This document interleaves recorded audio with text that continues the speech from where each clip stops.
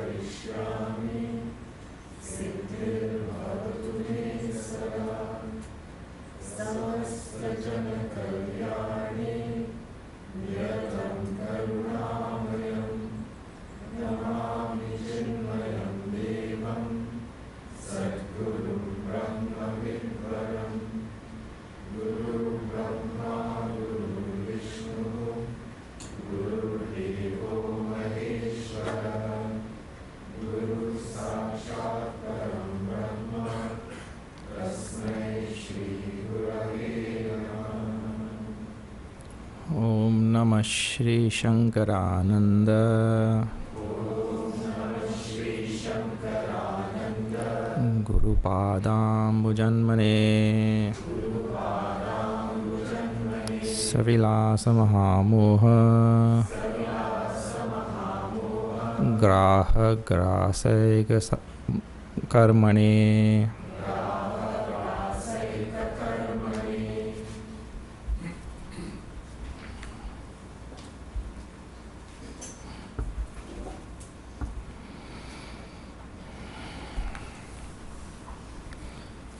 We are seeing Pañcadaśī, chapter 5.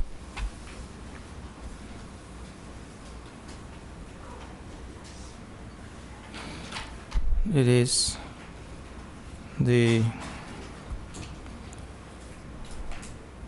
Mahavakya Nirupanam. Mahavakya Nirupanam means ascertaining the meaning of the Mahavakyas. And we already saw two of them, Prajnanam Brahma from the Aitiriya Upanishad, Aham Brahmasmi from Brihadaranyaka. Now we are saying Tattvamasi Mahavakya from Chandogya of Samaveda. And we started yesterday by doing the ascertainment of the meaning of the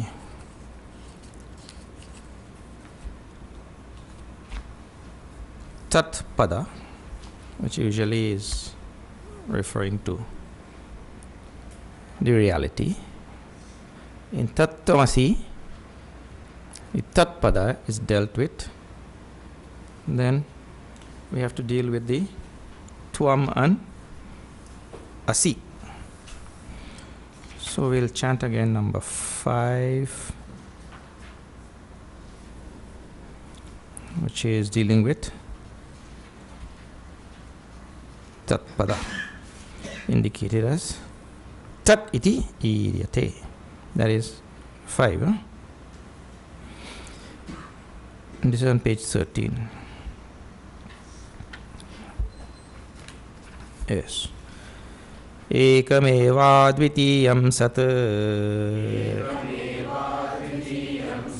Namarupa vivarjitam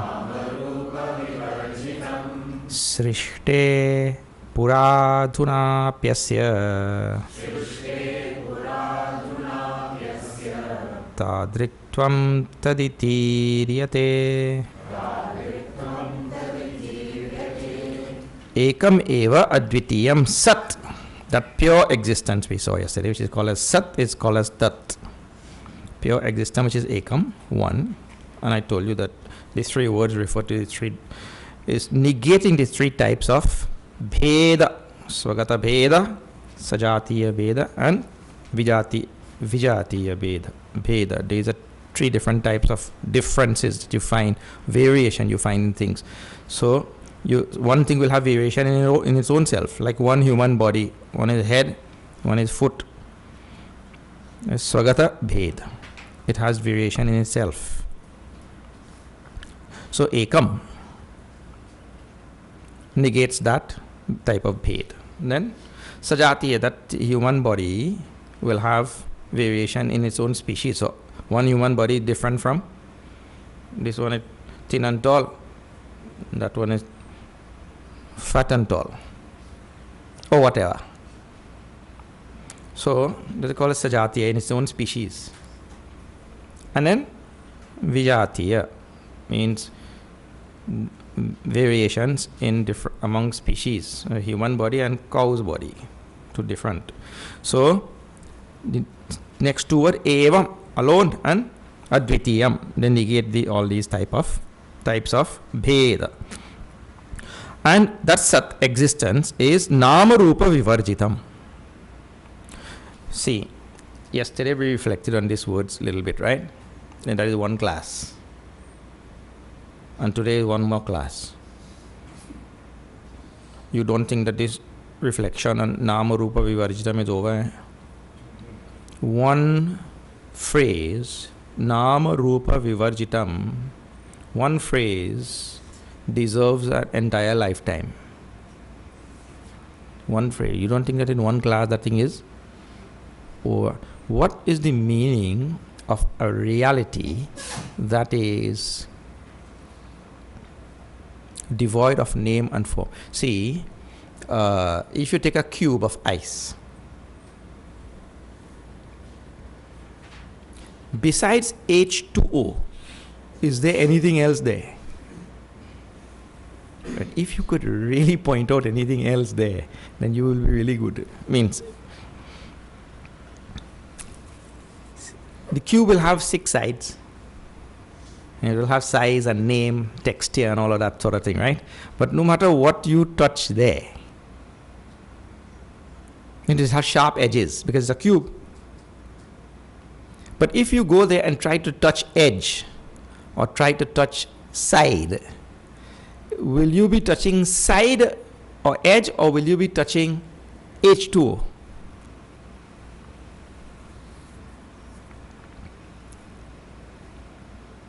So that thing has nama and rupa. The name is cube, Mr. Cube. And rupa, 6 sides. It has nama rupa. But I tell you, if you touch there, you are not touching any such thing as nama rupa. You are touching only H2, because there is only H2O there. And that is the exact same thing that you have to apply with everything in this universe. I am touching Sat. And in this case, there's a little difference, because in the case of the cube, there is still you and cube. But in this case of Sat, it is Sat touching. And this type of reflection, this type of contemplation, it deserves a lifetime. Not just to pass it over like that. Nama rupa vivarjitam.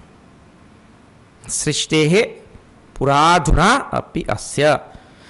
So this Sat was there, undifferentiated and uniform, before the manifestation of things.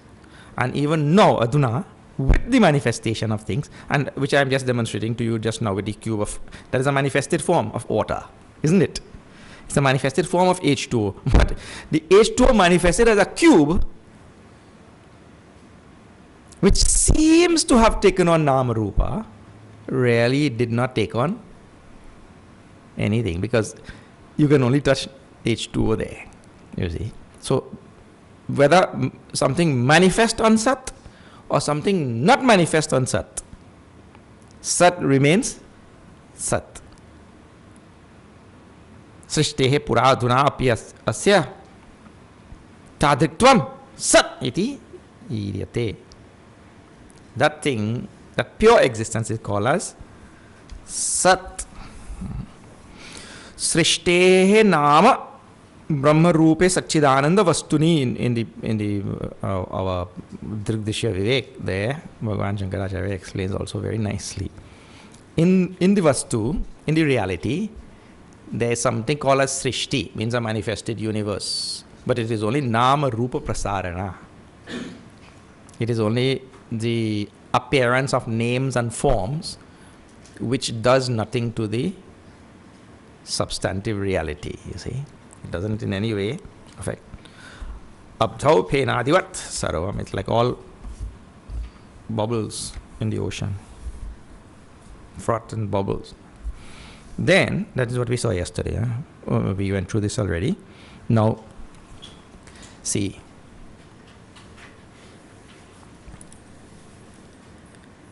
There is Shravanam, listening.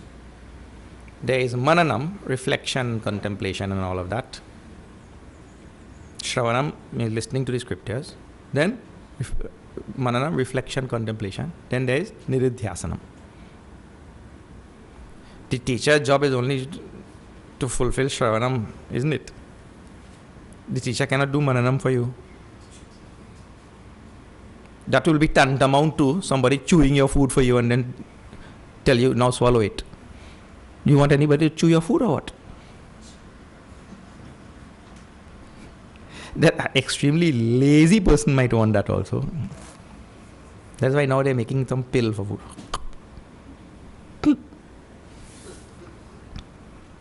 And you, like in the Jetstones, there's Flintstones and Jetstones, you know. Jetsons, or Jetsons.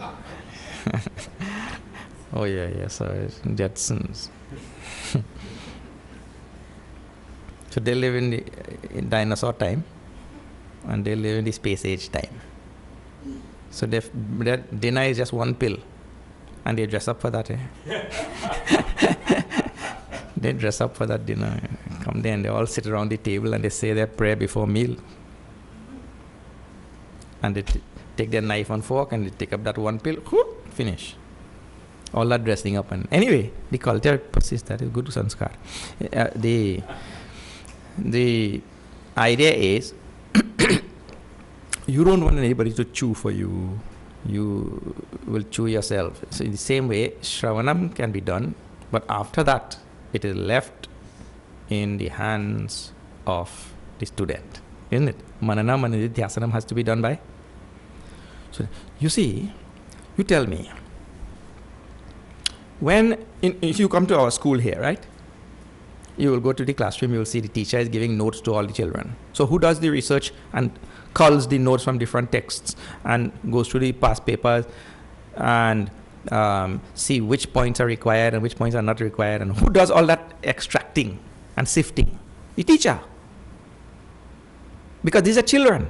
But now you go to university and that fellow is doing a PhD. Who does all the culling and extracting and all the research and all that sort of thing? The student. Even for the professor they do. Isn't it? That means who is doing all the work? Student. That means what? Vedanta is PhD. It is. At the lower level, you call the Pandit, he does all the puja and chant the mantra. And he goes to Swarga, you remain here.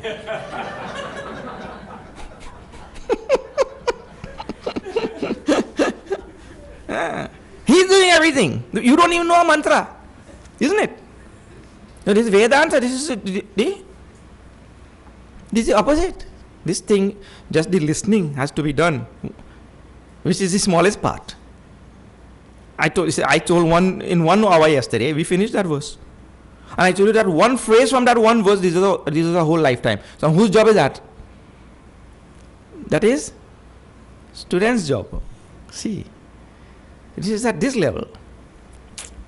So, the Nirupanam is easy. That is done through Shravanam, but the Mananam, which is to follow. So now, this next verse will deal in Nirupanam, in the ascertainment of the meaning. The next verse will deal with, see, this is with Tatpada. Tat is Sat, existence, pure. Now Tvampada, because in the Mahavakya, Tattvam Asi. And then there is also one word. So there are 2 lines in the verse. The first line deals with Tvampada. And the next line deals with Asi Pada. Pada means a word. Pada means word. So there are 3 words only in the Mahavakya. Tattvam, Asi. So Tat is finished. Tat is Sat. Pure existence. So what about Tvam now? What is it Tvam? And Asi. See that this is now number 6. Shrotur dehendriyatitam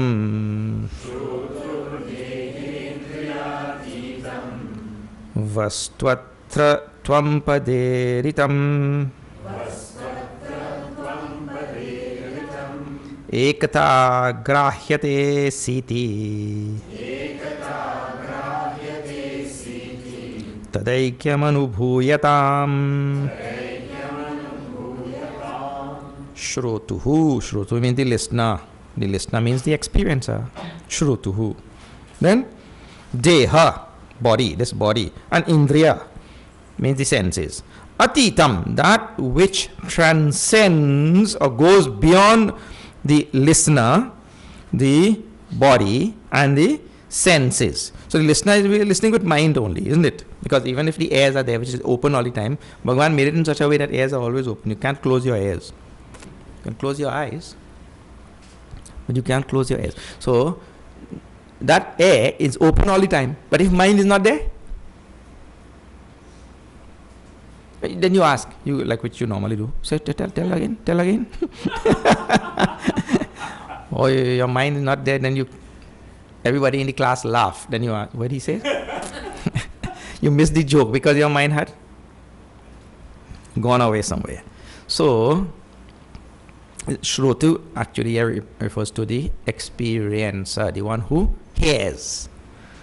The one who hears. I mean, that is mind. Mind hears. No mind, no hearing. Ears will be there, but no hearing. Then, why you have to say Shrotu? See, Shrotu is not ears because just Indriya is coming in next word. Indriya, the senses, refers to all the 5 senses. And then, Deha, this body. There is the deepest part of the personality, means the part which transcends all the parts of the personality which we know. How many parts of the personality we know? Well, we know this body. We say, my body is tall, small, big, whatever. So we know our body. We know our senses. Yes. Now I think my eye is a little bit dim, So we know the senses also. Or my ears cannot hear too well. So we know this body, we know the senses. We know our mind, we say, yes, now my mind is disturbed. Means antakarana. Mind is disturbed. Today my mind is happy. Today my mind is sad. Today my mind is glad. Today my mind is mad. Today my mind is bad. Today, his mind goes from one stage, but he knows his mind. He knows the condition of his mind. So, I am aware. So, these are things which we are aware. But, there is still somebody who is knowing, isn't it? There's still somebody deeper down who is knowing. So, the deepest part of the personality. That which Atita means,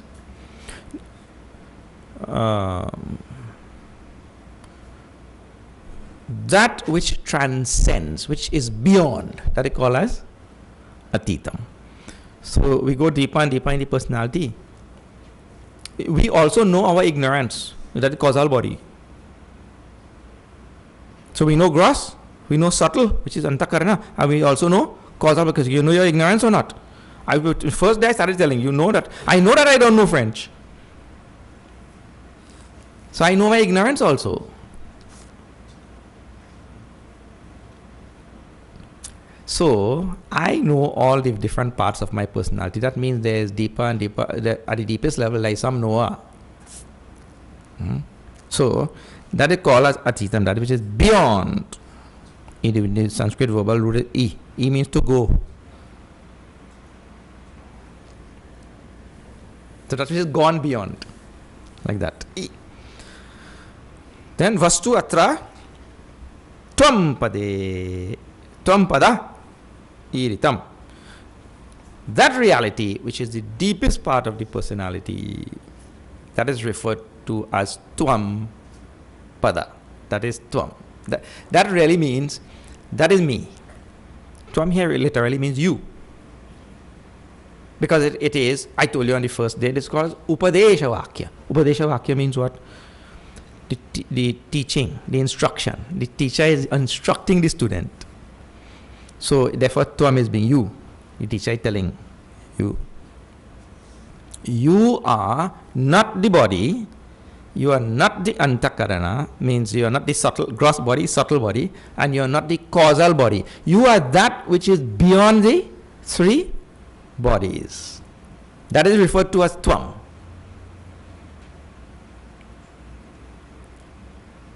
And that is called here as Vastu. Vastu means the reality, that thing, the truth. Ekata grahyate asi iti. The word asi, Tattvam asi, is to indicate the oneness between what we have determined in the first verse already, which is called as Sat and Tvam. Now what we have determined as Tvam, Tvam means that which is the deepest part of my personality, which goes beyond body, mind and intellect, which here we are calling as Om also. So various words are being used for that same thing. Here it is called as Vastu. Vastu sometimes means thing. You can say also that thing which lies beyond the body, mind and intellect, or beyond the three bodies, beyond the three states, which is called as Turiya. Also, many words are used for that. That thing which lies beyond. That is called as Tvam.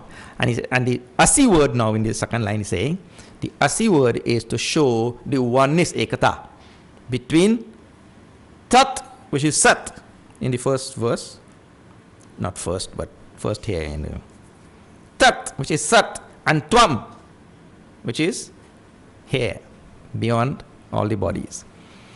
The Asi word is to show the oneness between the two. And there is one more word in this verse. It says, one more phrase, Tat Aikyam Anubhuyatam. The oneness between the two has to be experienced, or should be experienced. It means I should experience my oneness with the all-pervasive, undifferentiated, pure existence. I should experience that thing. So, this becomes the most important word.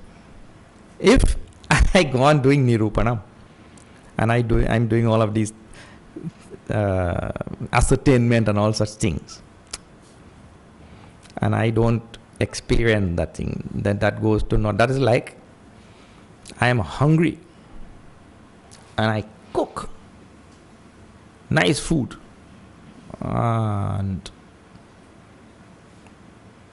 I go to sleep. You're hungry, you cook nice food, and then you go to sleep. Food remains. The ants and bugs come and eat it. What is this thing? So the experience of this reality is of utmost importance. This is the reason for scriptures and all of these things, is to experience reality.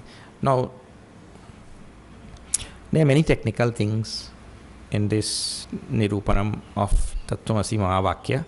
It is that Mahavakya which has been deliberated upon the most, and so many methodologies have been given to derive the meaning of this Mahavakya.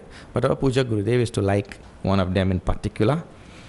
And now I will just go through briefly with you about that methodology of ascertaining the meaning of this Mahavakya through the traditional means. One of the most popular traditional means, which he used to speak about all the time.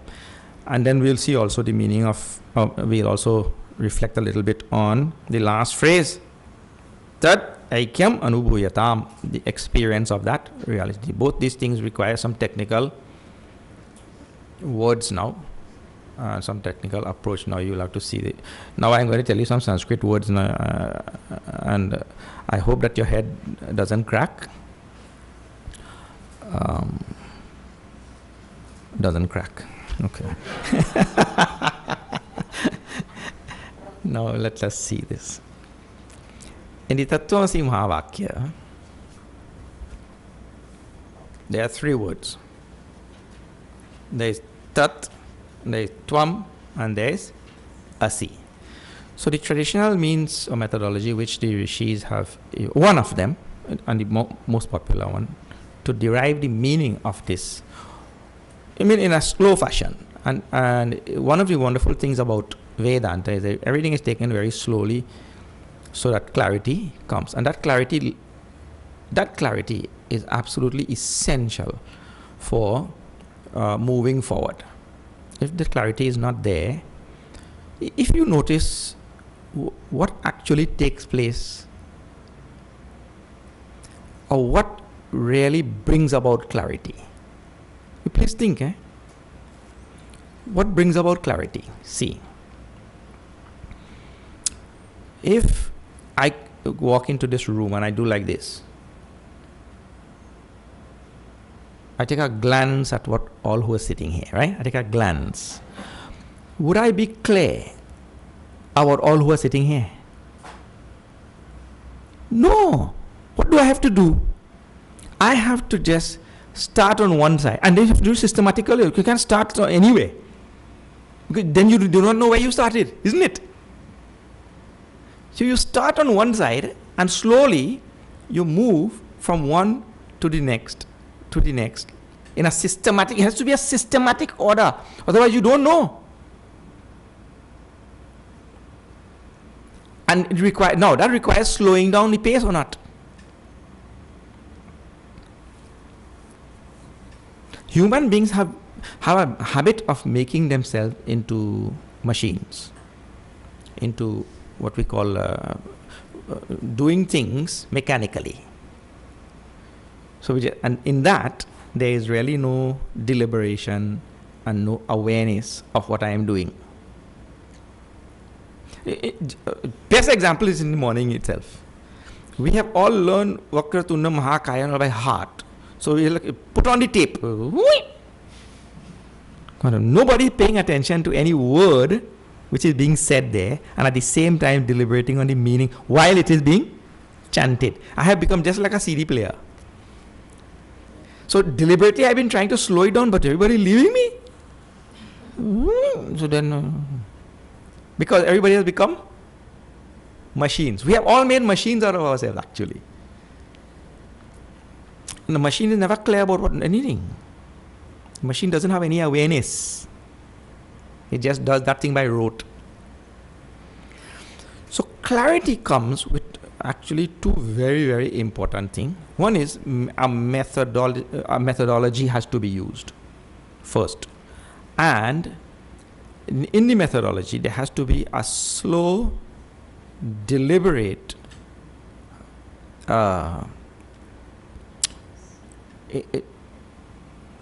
first of all, a perception of what is there and a reflection on each element of what I am perceiving.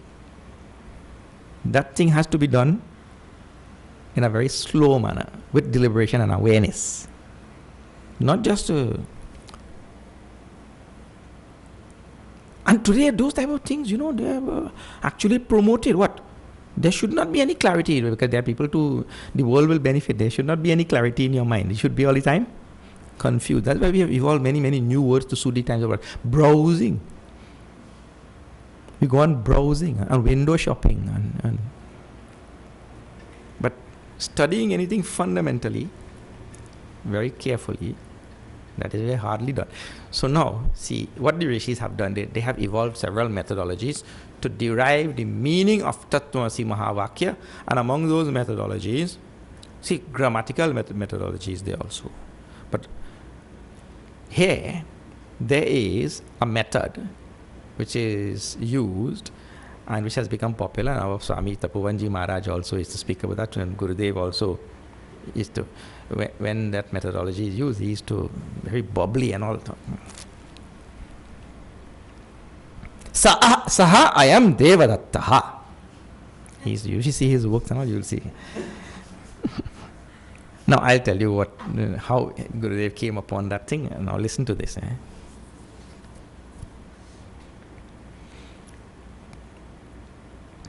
The methodology is called as Jahal Ajahal Lakshana. Jahal Ajahal Lakshana. So what exactly is a Jahal? Sometimes called Jahati Ajahati Lakshana. The same word, same meaning, eh? Jahati Ajahati Lakshana. Now, you are seeing two words in what they call Jahati, and the other is called Ajahati, or Jahal and Ajahal Lakshana. Well, this is made up of two things. The first one called Jahal Lakshana. What is Jahal Lakshana? Now, you understand this thing slowly. Jahal Lakshana is a methodology used to derive the meaning of a phrase by dropping the mukhya artha and taking up the lakshya artha. Lakshya artha means to say, by dropping the literal sense of that phrase and taking up the intended meaning, or what is called as the indicative meaning. Like, I'll give you an example. The classical example which Gurudev used to use and which is given in the literature is called as Gangayam Ghoshaha. Gangayam Ghoshaha means the village on the Ganga. In Trinidad language, I will translate to I live on the main road. What is that? Mukhya marge jivami. Mukhya marge jivami means I live on the main road. Now, have you ever seen anybody living on the main road? You try. Try to live on the they will not be living anymore.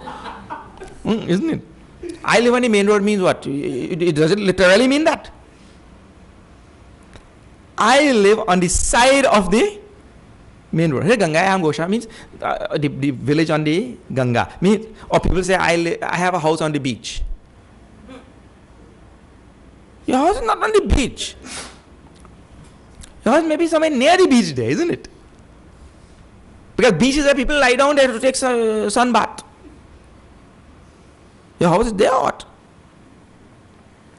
So now all of these phrases, all languages have phrases like this. All of these phrases, literally they mean one thing, and metaphorically they mean something else, or what you call as there's a literal meaning, and there is a what? Implied meaning, correct? An indicated meaning like that. So now any sensible person will know that it doesn't literally mean that thing. So Gangayam Ghosha means this is called, what you have to do there, why it is called as Jahal Lakshana is, what you have to do is drop. Jahal means to drop, to leave, to eliminate, remove, to cast out. What? You drop the literal meaning of I live on the Ganga or I live on the main road. You drop that and you take up what? I live beside the main road. So I live on the banks of the Ganga, not on Ganga. Like that. So Jahal means you drop that thing. Now, in the next Lakshana, Ajahal Lakshana. The example which is given there, Gurudev is to use that example. This is a classical example from the scriptures, from Vakya, from what you call Bhashya. That is called as Shoraha and Shoraha Tavati. The red runs. What is the red runs? It means somebody, it looked like somebody had a horse that was red in color, what they call a red horse, and that horse ran. So the person just said, the red runs. So now what happens there? When he says the red runs, he means the red horse runs. Shonha Dhavati. The red runs. So here in Ajahal, we really don't drop red. Jahal just now it was dropping. So we drop on Ganga and you add something to get the meaning. Here we keep red, but we add something. So in both cases we are adding something, but in first one totally we drop. Here we don't drop red. We add in between. Red horse runs. That is called Ajahal. To get the meaning. So now when you say Shona Dhavti means the red horse runs, you add something there. It means you don't drop any part of the phrase, but you add something. Now it is said in the Tattvamasi Mahavakya Nirupanam, in ascertaining or determining the meaning of the Tattvamasi Mahavakya, we have to use both Jahal and Ajahal Lakshana. Jahal, Ajahal Lakshana. Means you cannot use Jahal alone and you cannot use Ajahal. Here is a phrase where it means you cannot drop totally anything and you cannot not drop totally. You have to add something, in other words, like that. You have to use both the things to determine the meaning of this Tattvamasi Mahavakya. So now the example which is given here is that is called as Saha ayam devadattaha.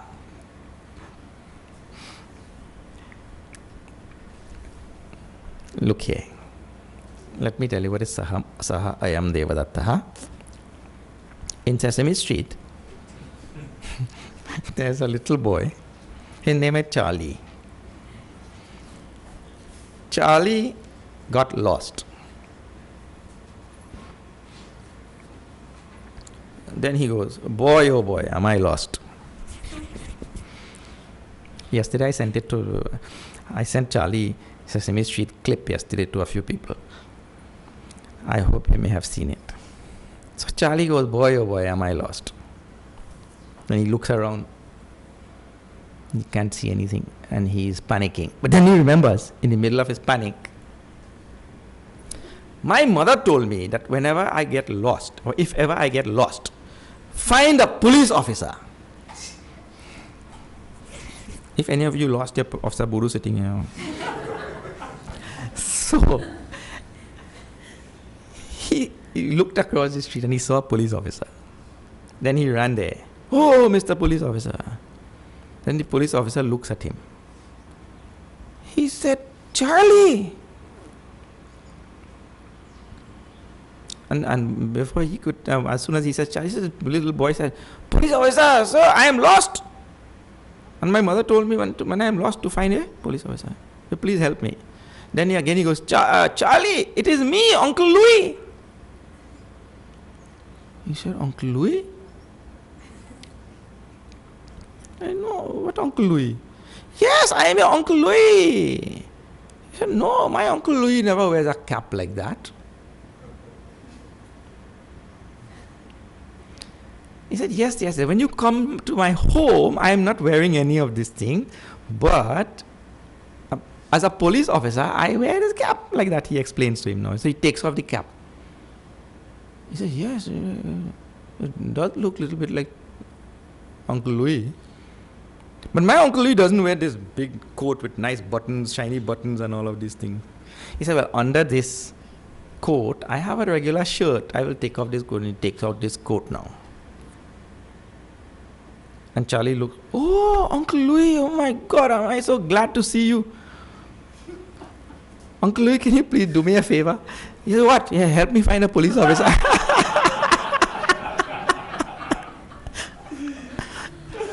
An old clip of Sesame. Look here. Saha Uncle Louis, I am police officer. Ha. That Uncle Louis which I see at home is this police officer, or I am police officer. Ha. Saha Uncle Louis. He. Like Hari. He. Louis like Hari. You know, you have to be. So anyway, the boy is unable to see that the Uncle Louis of home is the same police officer here. The two are one and same. It means you remove some things from this police officer. Here you remove his cap and his coat and his, whatever. And you realize it's the same Uncle Louis. Or there, if he's at home, you add the cap and you add the uniform and all that. Then he becomes the police officer. But the two of them are one and same. Now you can see what is going on between Tat and Twam. You remove some things from here and remove some things from here. Or you add some things. Both these things have to be used. You see. Now see this thing. This is exactly what is going on in this Tattvamasi Mahavakya. Now see, when I say, let's say Tvam, you, the individual, because Tvam is being used. When we point to a person, when I point to this person, usually we ask, have you seen Mr. So-and-so? When you go looking for Mr. So-and-so, what part of his personality are you looking for? You're looking for body only because it's description. That's why they say they put your height and weight and all sorts of things on your ID card and any distinguishing marks and this and that. So we are only talking at the bodily level, Mr. So-and-so. But Mr. So-and-so is not just a body. Mr. So-and-so has deeper levels of his personality. And just now it says that level of the personality which is beyond the mind, which is beyond the senses, and which is beyond the body. So this body, mind and senses, that thing has to be dropped. From Tvam, when you speak about that person, you, or any person, we have to drop these parts, and we are talking about the deepest part of that person's personality.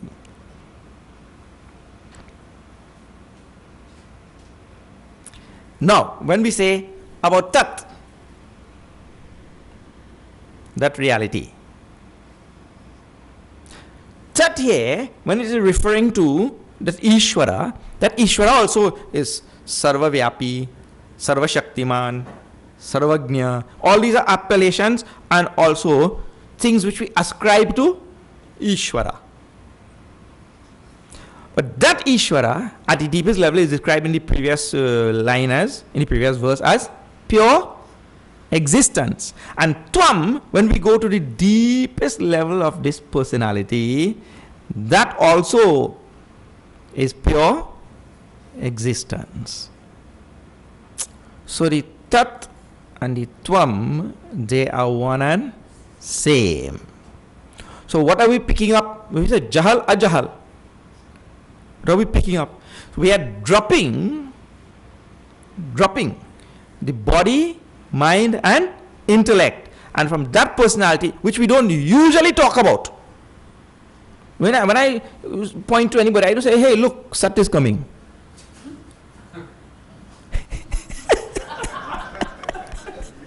You better don't start doing that also. Because everybody will be Sat, isn't it? So I'm dropping the body, mind and intellect aspect of the person which I usually talk about. When I said this fellow, he's a malicious guy, But I'm not talking about his body. I'm talking about his mind. Or an ignorant fellow.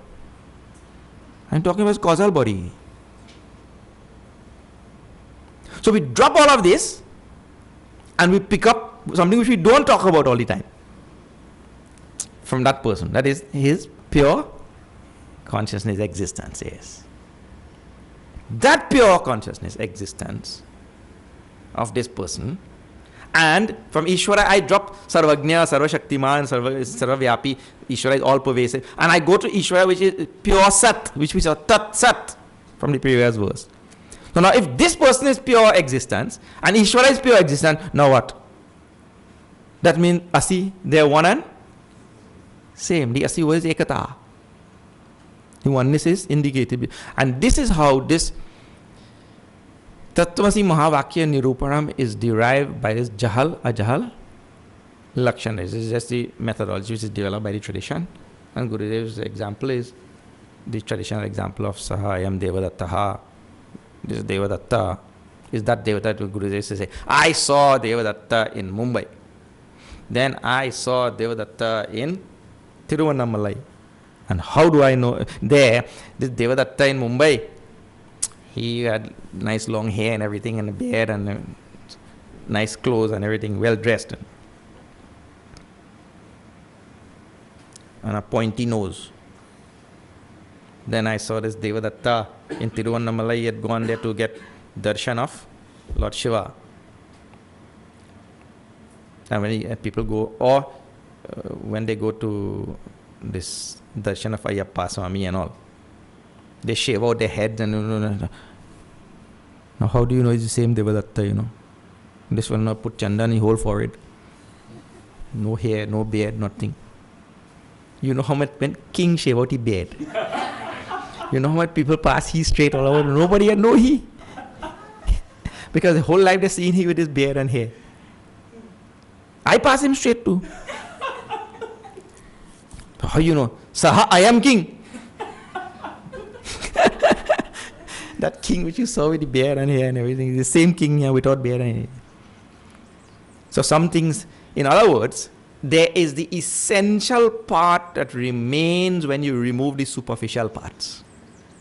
So when you remove the superficial parts of the jiva, the individual being, and you remove the superficial parts of Ishvara, the essential parts of both remain. We take the essential part.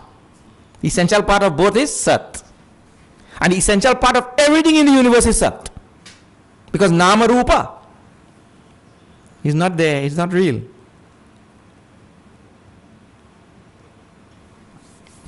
That is the second step. But here with the Tattvamasi Mahavakya, the essential part is Sat. And that is why I see you are that Sat. This is called as Tattvamasi Mahavakya. No, this is the derivation of Tattvamasi Mahavakya. Now, what is the next phrase there, which is very, very important phrase, which also we should not leave. I told you, look here, in this class, I am not in a hurry to go anywhere, to finish anything. Yesterday and today, we're still on the same verse. Now, what is that next one which is left there now? The last one is called as, the last phrase, Tad Aikyam Anubhuyatam. Anubhuyatam, it means that oneness between Jiva and Ishvara, or between the individual and the Supreme Reality, which is established on the basis of pure existence. The oneness is established on that basis, isn't it? I am pure existence, and that reality is pure existence. That oneness has to be experienced. And this is a very, very important topic. That oneness has to be experienced means I have to know at a fundamental level. Now I only know at an intellectual level. I only know at an intellectual level because we did Nirupanam just now by using Jahala, Jahal, Lakshana and all of these sort of things. But I have to know at a fundamental level, meaning to say I have to feel my existence and feel my oneness with all things. So now we have to study also then knowing at a fundamental level. Now, let me tell you a little bit about this, and this we'll have to see tomorrow, because this also is another long.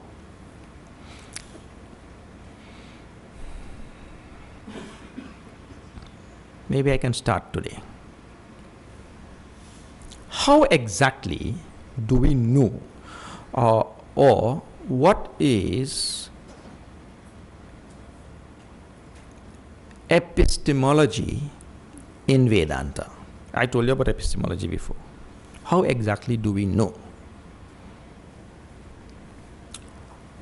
Please see this thing.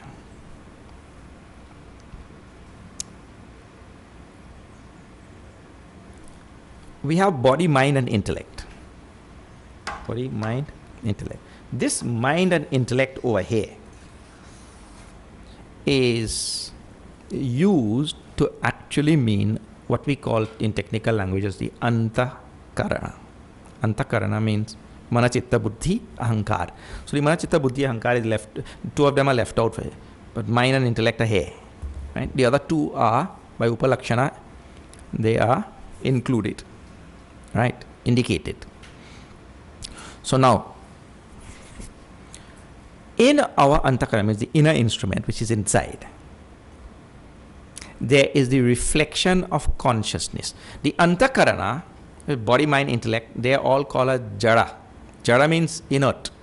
But when the consciousness reflects in the antakarana, that antakarana now starts doing things. All three of them, body, mind, intellect, they start doing things.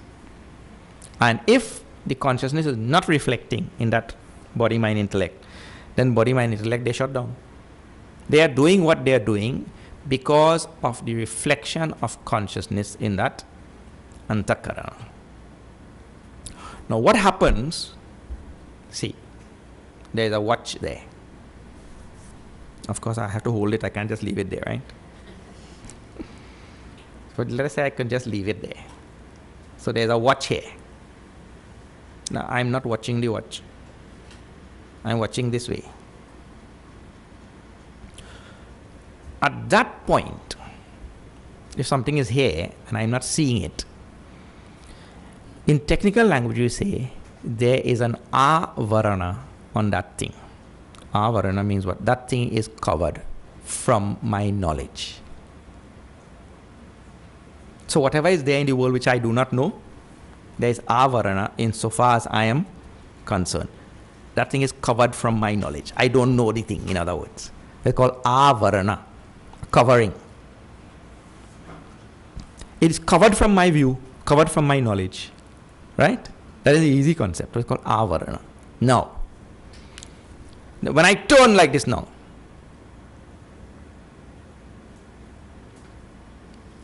what I am actually doing is, one of the tentacles of my antakarana is my eyes. So I'm actually turning my antakarana, because the eyes belong to the antakarana only as a tentacle. I turn.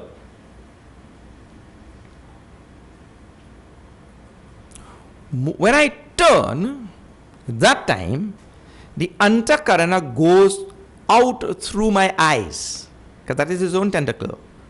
And the antakarana takes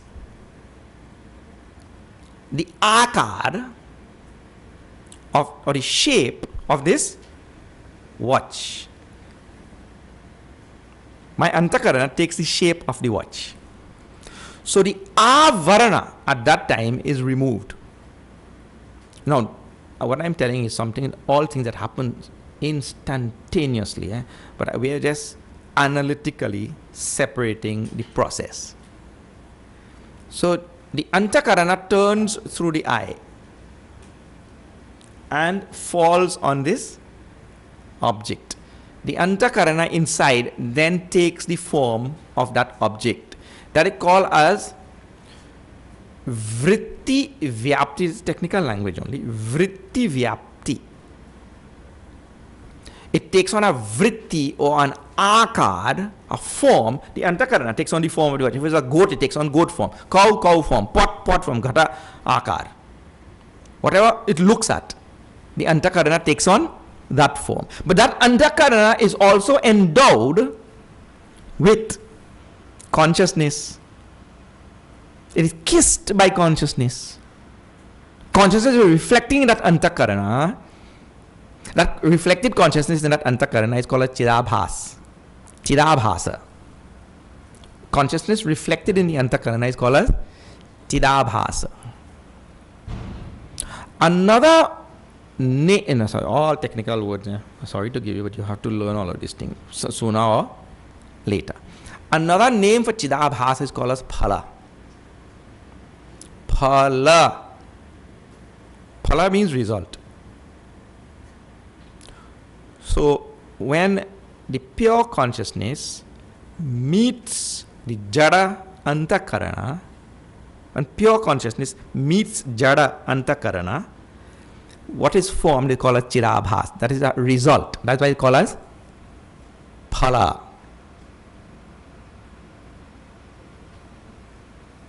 Now we go back again.